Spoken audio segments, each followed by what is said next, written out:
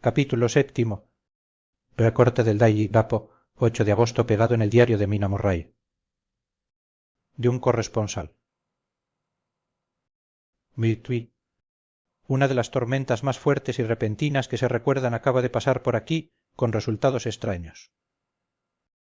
El tiempo un tanto bochornoso, pero de ninguna manera excepcional para el mes de agosto. La noche del sábado fue tan buena como cualquier otra, y una gran cantidad de visitantes fue ayer a los bosques de Mulgrave, la bahía de Robin Oig, el molino de Rig, Brunswick, Staithes y los otros sitios de recreo en los alrededores de Lituí. Los vapores Emma y Scarborough hicieron numerosos viajes a lo largo de la costa y hubo un movimiento extraordinario de personas que iban y venían de Lituí. El día fue extremadamente bonito hasta por la tarde, cuando algunos de los chismosos que frecuentan el cementerio de la iglesia de Ashcliff y desde esa prominente eminencia observan la amplia extensión del mar visible hacia el norte y hacia el este, llamaron la atención sobre un grupo de colas de caballo muy altas en el cielo hacia el noroeste. El viento estaba soplando desde el suroeste en un grado suave que en el lenguaje barométrico es calificado como 2 brisa ligera. El guardacostas de turno hizo inmediatamente el informe y un anciano pescador, que durante más de medio siglo ha hecho observaciones del tiempo desde Ashcliff, predijo de una manera enfática la llegada de una repentina tormenta. La puesta del sol fue tan bella, tan grandiosa en sus masas de nubes espléndidamente coloreadas, que una gran cantidad de personas se reunieron en la acera a lo largo del acantilado en el cementerio de la vieja iglesia para gozar de su belleza. Antes de que el sol se hundiera detrás de la negra masa de Quetlenes, encontrándose abiertamente de babor a estribor sobre el cielo del oeste, su ruta de descenso fue marcada por una miríada de nubes de todos los colores del celaje, rojas, moradas, color de rosa, verdes, violetas y de todos los matices dorados. Había aquí y allá masas no muy grandes, pero notoriamente de un negro absoluto, de toda clase de figuras, algunas sólo delineadas y otras como colosales siluetas. La vista de aquel paisaje no fue desaprovechada por los pintores, y no cabe ninguna duda de que algunos esbozos del preludio a una gran tormenta adornarán las paredes de Radzáquir I. El próximo mayo. Más de un capitán decidió en aquellos momentos y en aquel lugar que su guijarro o su mula, como llaman a las diferentes clases de botes, permanecería en el puerto hasta que hubiera pasado la tormenta. Por la noche el viento amainó por completo, y a la medianoche había una calma chicha, un bochornoso calor y esa intensidad prevaleciente que, al acercarse el trueno, afecta a las personas de naturaleza muy sensible. Sólo había muy pocas luces en el mar, pues hasta los vapores costeros, que suelen navegar muy cerca de la orilla, se mantuvieron mar adentro y sólo podían verse muy contados barcos de pesca. La única vela sobresaliente era una goleta forastera que tenía desplegado todo su velamen y que parecía dirigirse hacia el oeste. La testarudez o ignorancia de su tripulación fue un tema exhaustivamente comentado mientras permaneció a la vista, y se hicieron esfuerzos por enviarle señales para que arriaran velas en vista del peligro. Antes de que cerrara la noche, se le vio con sus velas ondear ociosamente mientras navegaba con gran tranquilidad sobre las encrespadas olas del mar, tan ociosamente como un barco pintado sobre un océano pintado. Poco antes de las 10 de la noche la quietud del viento se hizo bastante opresiva, y el silencio era tan marcado que el balido de una oveja tierra adentro o el ladrido de un perro en el pueblo se escuchaban distintamente, y la banda que tocaba en el muelle, que tocaba una vivaracha marcha francesa, era una disonancia en la gran armonía del silencio de la naturaleza. Un poco después de medianoche llegó un extraño sonido desde el mar, y muy en lo alto comenzó a producirse un retumbo extraño, tenue, hueco.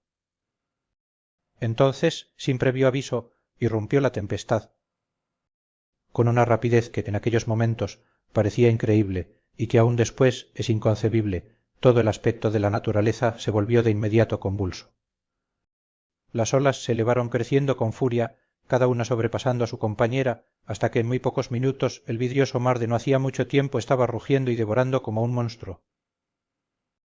Olas de crestas blancas golpearon salvajemente la arena de las playas y se lanzaron contra los pronunciados acantilados, otras se quebraron sobre los muelles y barrieron con su espuma las linternas de los faros que se levantaban en cada uno de los extremos de los muelles en el puerto de Lituí.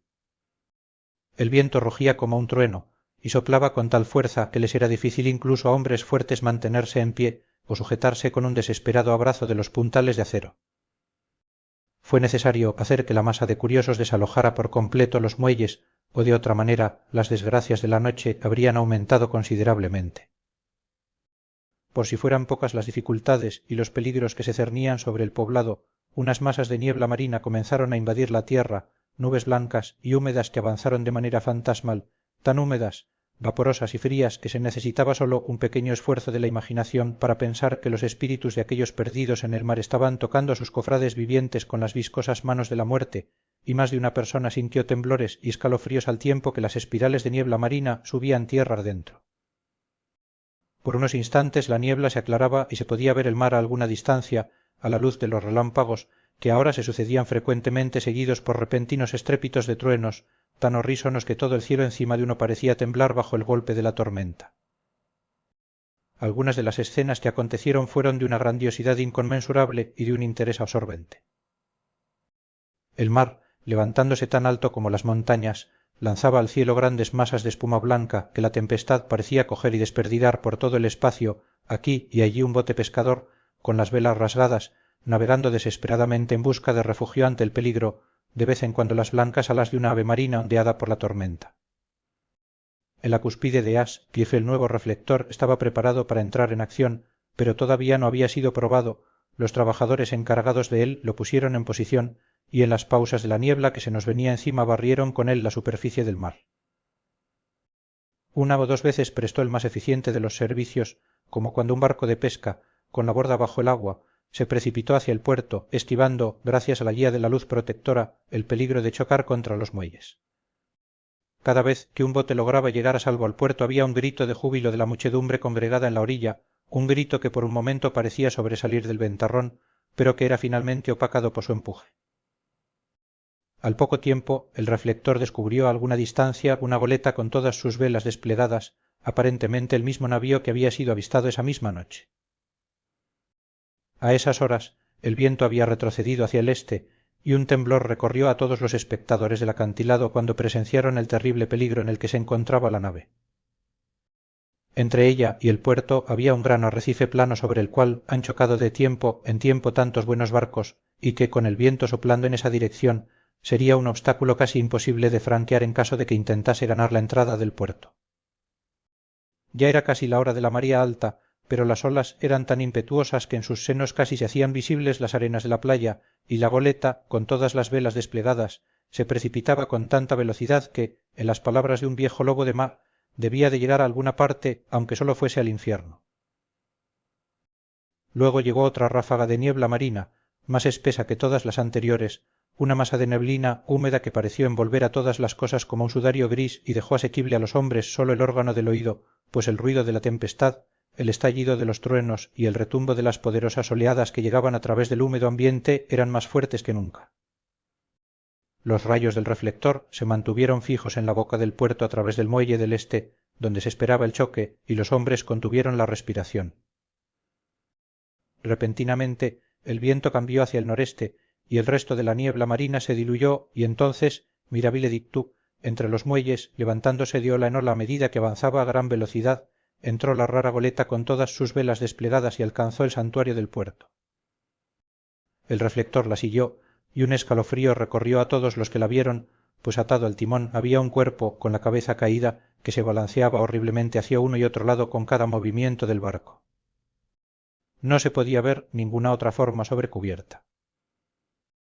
Un gran estado de reverencia y temor sobrecogió a todos cuando vieron que el barco, como por milagro, había encontrado el puerto, guiado solamente por las manos de un hombre muerto. Sin embargo, todo se llevó a cabo más rápidamente de lo que tardo en escribir estas palabras. La goleta no se detuvo, sino que, navegando velozmente a través del puerto, embistió en un banco de arena y grava lavado por muchas mareas y muchas tormentas, situado en la esquina sureste del muelle que sobresale bajo East Cliff y que localmente es conocido como el muelle Tateil. Por supuesto que cuando la nave embistió contra el montón de arena se produjo una sacudida considerable. Cada verga, lazo y montante sufrió la sacudida y una parte del mástil principal se vino abajo. Pero lo más extraño de todo fue que, en el mismo instante en que tocó la orilla, un perro inmenso saltó a cubierta desde abajo y, como si hubiese sido proyectado por el golpe, corrió hacia adelante y saltó desde la proa a la arena. Corriendo directamente hacia el empinado acantilado donde el cementerio de la iglesia cuelga sobre la callejuela que va hacia el muelle del este, tan pronunciadamente que algunas de las lápidas transatlánticas o piedras atravesadas, como las llaman vernacularmente aquí en Litwi, se proyectan de hecho donde el acantilado que la sostenía se ha derrumbado y desapareció en la oscuridad, que parecía intensificada justamente más allá de la luz del reflector. Sucedió que por casualidad en aquellos momentos no había nadie en el muelle de Tate Ili, pues todos aquellos cuyas casas se encontraban en la proximidad estaban o en cama o habían subido a las alturas para ver mejor. Por eso el capitán del guardacostas de turno en el lado este del puerto, que de inmediato corrió hacia el pequeño muelle, fue el primero que pudo subir a bordo. Los hombres que manejaban el reflector, después de escudriñar la entrada al puerto sin ver nada, dirigieron la luz hacia el buque abandonado y la mantuvieron allí. El capitán del guardacostas corrió sobre la cubierta de popa y cuando llegó al lado de la rueda se inclinó para examinarla y retrocedió de pronto como si estuviera bajo una fuerte emoción. Esto pareció picar la curiosidad general y un buen número de personas comenzaron a correr. Es un buen trecho el que hay desde West Cliff, pasando por el puente de Drawbridge hasta el muelle de Tate Hill, pero su corresponsal es un corredor bastante bueno y llegué con buena ventaja sobre el resto de la gente. Sin embargo, cuando llegué, encontré en el muelle a una muchedumbre que ya se había reunido y a la cual el capitán del guardacostas y la policía no permitían subir a bordo. Por cortesía del jefe de marineros se me permitió, como corresponsal que soy, subir a bordo, y fui uno de los del pequeño grupo que vio al marinero muerto mientras se encontraba todavía atado a la rueda del timón. No era de extrañar que el capitán del guardacostas se hubiera sorprendido o que hubiera sentido temor, pues no es muy común que puedan verse cosas semejantes. El hombre estaba simplemente atado de manos, una sobre otra, a la cabilla de la rueda del timón. Entre su mano derecha y la madera había un crucifijo, estando los rosarios con los cuales se encontraba sujeto tanto alrededor de sus puños como de la rueda, y todo fuertemente atado por las cuerdas que lo amarraban.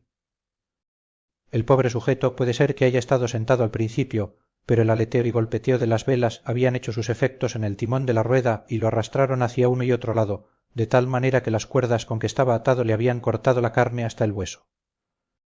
Una detallada descripción del estado de cosas fue hecha y un médico, el cirujano milésimo. Cafín de Astelio Place. 33, quien subió inmediatamente después de mí, declaró después de hacer un examen que el hombre debió haber estado muerto por lo menos durante 2 días. En su bolsillo había una botella cuidadosamente tapada con un corcho y vacía, salvo por un pequeño rollo de papel que resultó ser el apéndice del diario de bitácora. El capitán del guardacostas dijo que el hombre debió haber atado sus propias manos apretando los nudos con sus dientes. El hecho de que el capitán del guardacostas fue el primero en subir a bordo puede evitar algunas complicaciones más tarde en la corte del almirantazgo, pues los guardacostas no pueden reclamar el derecho de salvamento a que pueden optar todos los civiles que sean primeros en encontrar un barco abandonado. Sin embargo, los funcionarios legales ya se están moviendo y un joven estudiante de leyes está asegurando en altas y claras voces que los derechos del propietario ya están completamente sacrificados, siendo retenida su propiedad en contravención a los estatutos de manos muertas, ya que la caña del timón, como emblema, si no es prueba de posesión delegada, es considerada mano muerta. Es innecesario decir que el marinero muerto ha sido reverentemente retirado del lugar donde mantenía su venerable vigilancia y guardia con una tenacidad tan noble como la del joven Casablanca, y ha sido colocado en el depósito de cadáveres en espera de futuras pesquisas. Ya está pasando la repentina tormenta y su ferocidad está menguando, la gente se desperdiga en dirección a sus casas y el cielo está comenzando a enrojecer sobre la campiña de Yorkshire. Enviaré, a tiempo para su próxima edición, más detalles del barco abandonado que encontró tan milagrosamente la ruta hacia el puerto en medio de la tormenta. 9 de agosto. La secuela al extraño arribo del barco abandonado en la tormenta de anoche es casi más asombrosa que el hecho mismo. Resulta que la goleta es rusa, de Varna, y que es llamada Demetrio. Está llena casi enteramente de lastre de arena de plata, con solo una pequeña cantidad de carga, muchas cajas grandes de madera llenas de tierra. Esta carga estaba consignada a un procurador de Litwi, el señor Billington de la Creciente, 7, quien esta mañana fue a bordo y tomó posesión formal de los bienes consignados a nombre de él. El cónsul ruso, también, actuando por el lado del embarque, tomó posesión formal del barco y pagó todos los impuestos portuarios, etc. No se habla de otra cosa aquí que de la extraña coincidencia, Los empleados del Ministerio de Comercio han sido exageradamente escrupulosos en ver que todos los trámites legales se cumplan de acuerdo con las disposiciones vigentes. Como el asunto parece que va a ser un milagro de 9 días, están evidentemente determinados a que no exista causa para mayores complicaciones. Se ha notado bastante interés por el perro que saltó a tierra cuando el barco encalló y más de un miembro de la... Podcentésimo. Ah, que es muy fuerte aquí en Chitui ha tratado de hacerse cargo del animal. Pero para desconsuelo general no ha sido posible encontrarlo en ningún lado, más bien parece que ha desaparecido por completo del pueblo. Muy bien puede ser que se encontrara aterrorizado y que haya corrido a refugiarse en los pantanos, donde posiblemente está todavía escondido. Hay algunos que miran con miedo esta última posibilidad, pues podría ser que después se convirtiera en un peligro, ya que evidentemente se trata de una bestia feroz. Temprano esta mañana, un perro grande, un mastín mestizo perteneciente a un comerciante de carbón cercano al muelle de Tateili, apareció muerto en el camino situado enfrente al patio de su dueño. Había estado peleando y manifiestamente tuvo a un oponente salvaje, pues tenía la garganta desgarrada y su vientre estaba abierto como por una garra salvaje. Más tarde. Por amabilidad del inspector del Ministerio de Comercio, se me ha permitido que eche una mirada al cuaderno de bitácora del Demetrio, que está en orden hasta hace 3 días, pero que no contenía nada de especial interés, excepto lo relativo a los hechos de hombres desaparecidos. El mayor interés, sin embargo, se centra respecto al papel encontrado en la botella que fue presentado hoy durante las averiguaciones, y puedo asegurar que un cuento más extraño como el que parece deducirse de ambas cosas nunca se había atravesado en mi camino. Como no hay motivos para guardar secreto, se me permite que los use y le envíe a usted un relato detallado, omitiendo simplemente detalles técnicos de marinería y de sobrecargo. Casi parece como si el capitán hubiese sido sobrecogido por una especie de manía antes de que hubiesen llegado mar adentro y que ésta se continuara desarrollando persistentemente a través del viaje. Por supuesto, mi aseveración debe ser tomada con grano, porque estoy escribiendo según lo dictado por un empleado del cónsul ruso, quien amablemente traduce para mí, ya que hay poco tiempo. Cuaderno de bitácora del Demetrio, de Varna Auditory. Escrito el 18 de julio. Pasan cosas tan extrañas, de las que mantendré de aquí en adelante una detallada información hasta que lleguemos a tierra. El 6 de julio terminamos de embarcar el cargamento, arena de plata y cajas con tierra. Por la tarde zarpamos. Viento del este, fresco. Tripulación, 5 manos, 2 oficiales, cocinero y yo capitán. El 11 de julio, al amanecer, entramos al Bósforo. Subieron a bordo empleados turcos de la aduana. ¿Qué opinas? Todo correcto. Reanudamos viaje a las 4. 12 de julio a través de los Dardanelos. Más empleados de aduana y barco insignia del escuadrón de guardia. Otra vez propinas. El trabajo de los oficiales detallado, pero rápido.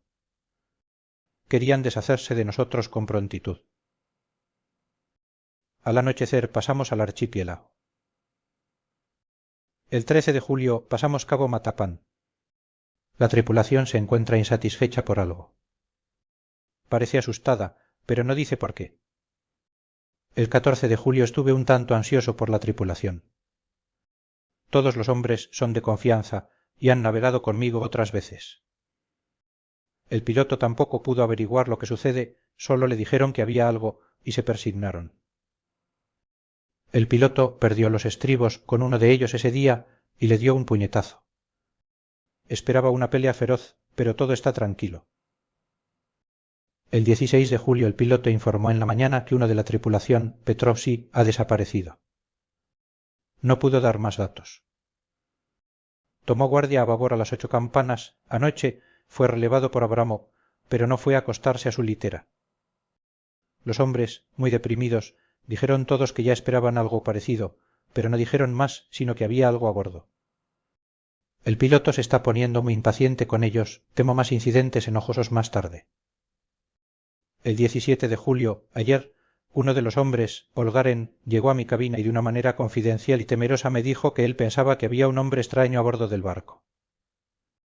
Me narró que en su guardia había estado escondido detrás de la cámara de cubierta, pues había lluvia de tormenta, cuando vio a un hombre alto, delgado, que no se parecía a ninguno de la tripulación, subiendo la escalera de la cámara y caminando hacia adelante sobre cubierta, para luego desaparecer.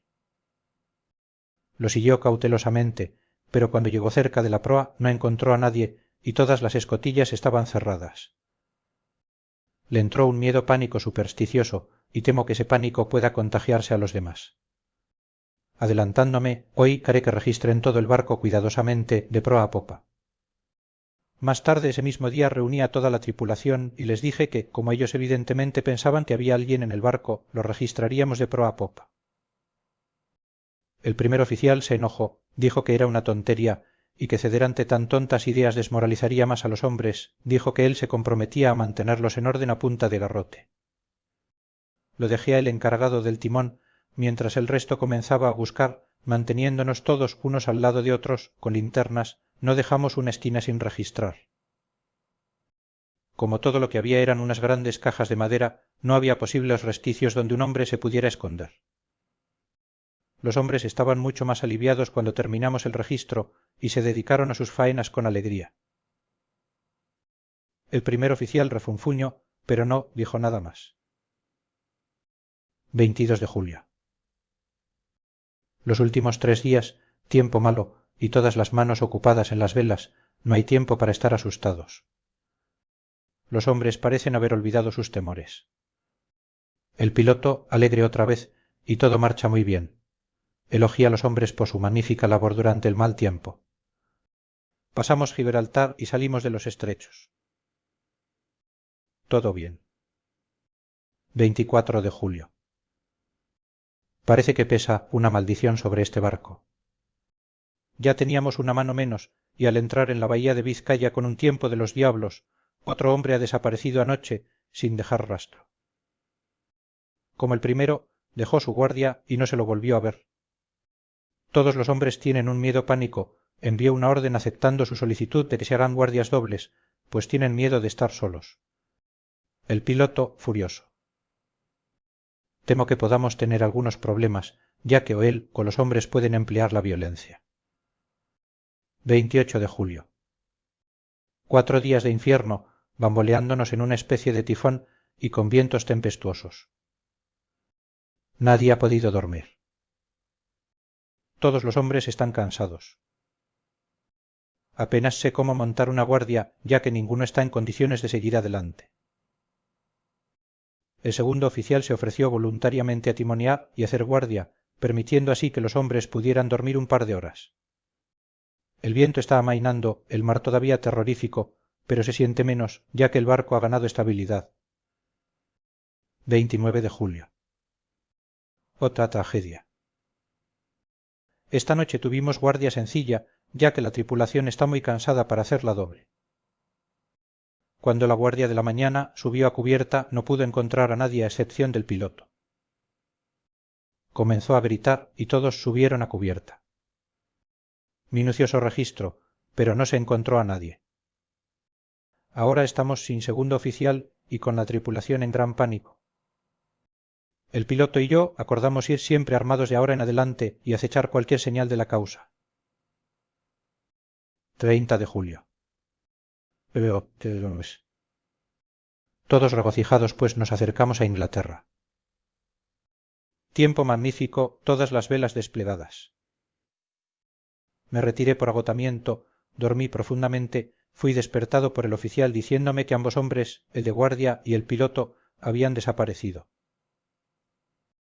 Sólo quedamos 2 tripulantes, el primer oficial y yo, para gobernar el barco. 1 de agosto. 2 días de niebla y sin avistar una vela. Había esperado que en Canal de la Mancha podríamos hacer señales pidiendo auxilio o llegar a algún lado. No teniendo fuerzas para trabajar las velas, tenemos que navegar con el viento. No nos atrevemos a arriarlas porque no podríamos izarlas otra vez. Parece que se nos arrastra hacia un terrible desenlace. El primer oficial está ahora más desmoralizado que cualquiera de los hombres. Su naturaleza más fuerte parece que ha trabajado en su interior inversamente en contra de él. Los hombres están más allá del miedo, trabajando fuerte y pacientemente con sus mentes preparadas para lo peor. son rusos, él es rumano. 2 de agosto, medianoche. Me desperté después de pocos minutos de dormir escuchando un grito que parecía dado al lado de mi puerta. No podía ver nada por la neblina. Corrí a cubierta y choqué contra el primer oficial. Me dice que escuchó el grito y corrió, pero no había señales del hombre que estaba de guardia. Otro menos. Señor, ayúdanos. El primer oficial dice que ya debemos haber pasado el estrecho de Dover, pues en un momento en que se aclaró la niebla alcanzó a ver Nord Foreland en el mismo instante en que escuchó el grito del hombre. Si es así, estamos ahora en el mar del norte, y solo Dios puede guiarnos en esta niebla que parece moverse con nosotros, y Dios parece que nos ha abandonado. 3 de agosto. A medianoche fui a relevar al hombre en el timón, y cuando llegué no encontré a nadie ahí. El viento era firme, y como navegamos hacia donde nos lleve, no había ningún movimiento. No me atreví a dejar solo el timón, por lo que le grité al oficial. Después de unos segundos subió corriendo a cubierta en sus franelas. Traía los ojos desorbitados y el rostro macilento, por lo que temo mucho que haya perdido la razón. Se acercó a mí y me susurró con voz ronca, colocando su boca cerca de mi oído, como si temiese que el mismo aire escuchara: «Está aquí, ahora lo sé. Al hacer guardia anoche lo vi, un hombre alto y delgado y sepulcralmente pálido. Estaba cerca de la proa, mirando hacia afuera. Me acerqué a él a rastras y le hundí mi cuchillo, pero éste lo atravesó, vacío como el aire». Al tiempo que hablaba sacó su cuchillo y empezó a moverlo salvajemente en el espacio. Luego continuó: «Pero como está aquí, lo encontraré. Está en la bodega, quizá en una de esas cajas. Las destornillaré una por una y veré. Usted sujete el timón». Y con una mirada de advertencia, poniéndose el dedo sobre los labios, se dirigió hacia abajo. Se estaba alzando un viento peligroso, y yo no podía dejar el timón. Lo vi salir otra vez a cubierta con una caja de herramientas y una linterna y descender por la escotilla delantera. Está loco, completamente delirante de locura, y no tiene sentido que trate de detenerlo. No puede hacer daño a esas grandes cajas, están detalladas como arcilla, y que las arrastre de un lado a otro no tiene ninguna importancia. Así es que aquí me quedo, cuido del timón y escribo estas notas. Solo puedo confiar en Dios y esperar a que la niebla se aclare. Entonces, si puedo pilotear la nave hacia cualquier puerto con el viento que haya, arriaré las velas y me quedaré descansando, haciendo señales, pidiendo auxilio. Ya casi todo ha terminado. Justamente cuando estaba comenzando a pensar que el primer oficial podría regresar más calmado, pues lo escuché martillando algo en la bodega, y trabajar le hace bien, subió por la escotilla un grito repentino que me heló la sangre, y apareció él sobre cubierta como disparado por un arma, completamente loco, con los ojos girando y el rostro convulso por el miedo. «Sálvame, sálvame», gritó, y luego miró a su alrededor al manto de neblina. Su horror se volvió desesperación, y con voz tranquila dijo: «Sería mejor que usted también viniera, capitán, antes de que sea demasiado tarde. Está aquí. Ahora conozco el secreto. El mar me salvará de él, y es todo lo que queda». Antes de que yo pudiera decir una palabra, o pudiera adelantarme para detenerlo, saltó a la mura y deliberadamente se lanzó al mar. Supongo que ahora yo también conozco el secreto. Fue este loco el que despachó a los hombres uno a uno y ahora él mismo los ha seguido. Dios me ayude. ¿Cómo voy a poder dar parte de todos estos horrores cuando llegue a puerto? Cuando llegue a puerto. ¿Y cuándo será eso? 4 de agosto. Todavía niebla que el sol no puede atravesar. Sé que el sol ha ascendido porque soy marinero, pero no sé por qué otros motivos. No me atrevo a ir abajo, no me atrevo a abandonar el timón, así es que pasé aquí toda la noche, y en la velada oscuridad de la noche lo vi, a él. Dios me perdone, pero el oficial tuvo razón al saltar por la borda. Era mejor morir como un hombre. La muerte de un marinero en las azules aguas del mar no puede ser objetada por nadie. Pero yo soy el capitán y no puedo abandonar mi barco.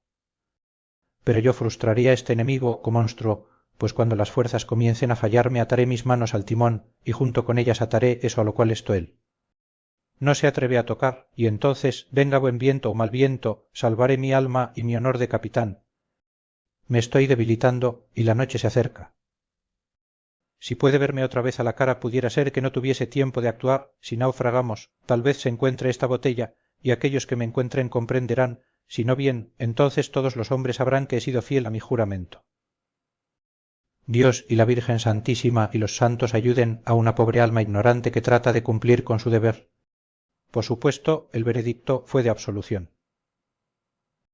No hay evidencia que aducir, y si fue el hombre mismo quien cometió los asesinatos o no fue él, es algo que nadie puede atestiguar. El pueblo aquí sostiene casi universalmente que el capitán es simplemente un héroe y se le va a enterrar con todos los honores. Ya está arreglado que su cuerpo debe ser llevado con un tren de botes por un trecho a lo largo del Es, y luego será traído de regreso hasta el muelle de Tateilli y subido por la escalinata hasta la abadía, pues se ha dispuesto que sea enterrado en el cementerio de la iglesia sobre el acantilado. Los propietarios de más de 100 barcazas ya han dado sus nombres, señalando que desean seguir el cortejo fúnebre del capitán. No se han encontrado rastros del inmenso perro, por esto hay mucha tristeza, ya que con la opinión pública en su presente estado, el animal hubiera sido, creo yo, adoptado por el pueblo. Mañana será el funeral y así terminará este nuevo misterio del mar. Del diario de Mina Murray. 8 de agosto. Lucy pasó toda la noche muy intranquila y yo tampoco pude dormir. La tormenta fue terrible y mientras retumbaba fuertemente entre los tiestos de la chimenea me hizo temblar. Al llegar una fuerte ráfaga de viento parecía el disparo de un cañón distante. Cosa bastante rara, Lucky no se despertó, pero se levantó 2 veces y se vistió.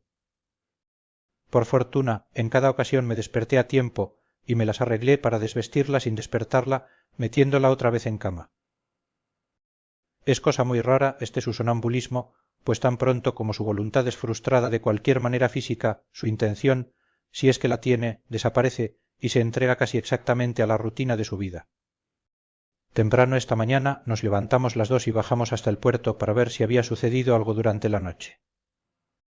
Había muy poca gente en los alrededores, y aunque el sol estaba brillando y el aire estaba claro y fresco, las grandes olas amenazantes, que parecían más oscuras de lo que eran debido a que la espuma las coronaba con penachos de nieve, se abrían paso a través de la estrecha boca del puerto como un hombre que camina a codazos entre una multitud. Sin razón aparente me sentí contenta de que Jonathan no hubiera estado en el mar, sino en tierra. Pero ¿está en tierra o en mar? ¿Dónde está él y cómo? Me estoy poniendo verdaderamente ansiosa por su paradero. Si sólo supiera lo que debo hacer y si pudiera hacer algo. 10 de agosto. Los funerales del pobre capitán hoy fueron de lo más conmovedor. Todos los botes del puerto parecían estar ahí y el féretro fue llevado en hombros por capitanes todo el camino, desde el muelle de Tateilli hasta el cementerio de la iglesia. Ludwig vino conmigo y nos fuimos muy temprano a nuestro viejo asiento, mientras el cortejo de botes remontó el río hasta el viaducto y luego descendió nuevamente. Tuvimos una vista magnífica y vimos la procesión casi durante todo el viaje. Al pobre hombre lo pusieron a descansar cerca de nuestro asiento, de tal manera que nosotras nos paramos y cuando llegó la hora pudimos verlo todo. La pobre Lucy parecía estar muy nerviosa. Estuvo todo el tiempo inquieta y alterada y no puedo sino pensar que sus sueños de la noche le están afectando. Hay algo muy extraño, no quiere admitirme a mí que hay alguna causa para su desasosiego, o si hay alguna causa, ella misma no la comprende. Hay un motivo adicional en el hecho de que el pobre anciano, el señor Suales, fue encontrado muerto esta mañana en nuestro asiento con la nuca quebrada. Evidentemente, como dijo el médico, cayó de espaldas sobre el asiento, presa de miedo, pues en su rostro había una mirada de temor y horror que los hombres decían los hacía temblar. Pobre querido anciano. Quizá ha visto a la muerte con sus ojos moribundos. Lucy es tan dulce y siente las influencias más agudamente que otra gente. Ahora mismo está muy excitada por un pequeño detalle al que yo no le presté mucha atención, aunque yo misma quiero mucho a los animales. Uno de los hombres que siempre subía aquí para mirar los botes era seguido por su perro. El perro siempre estaba con él. Los dos son muy tranquilos y yo nunca vi al hombre enojado ni escuché que el perro ladrara. durante el servicio el perro no quiso acercarse a su dueño, que estaba sobre el asiento con nosotras, sino que se mantuvo a unos cuantos metros de distancia y ladrando y aullando. Su dueño le habló primero suavemente, luego en tono más áspero y finalmente muy enojado, pero el animal no quiso acercarse ni cesó de hacer ruido. Estaba poseído como por una especie de rabia, con sus ojos brillándole salvajemente y todos los pelos erizados como la cola de un gato cuando se está preparando para la pelea. Finalmente también el hombre se enojó y saltando del asiento le dio puntapiés al perro y luego, tomándolo por el pescuezo, lo arrastró y lo tiró sobre la lápida en la cual está montado el asiento. En el momento en que tocó la lápida la pobre criatura recobró su actitud pacífica, pero comenzó a temblar desesperadamente. No trató de irse, sino que se enroscó, temblando y agachándose, y se encontraba en tal estado de terror que yo traté de calmarlo, aunque sin efecto. Lucy también sintió compasión, pero no intentó tocar al perro, sino que solo lo miró con lástima.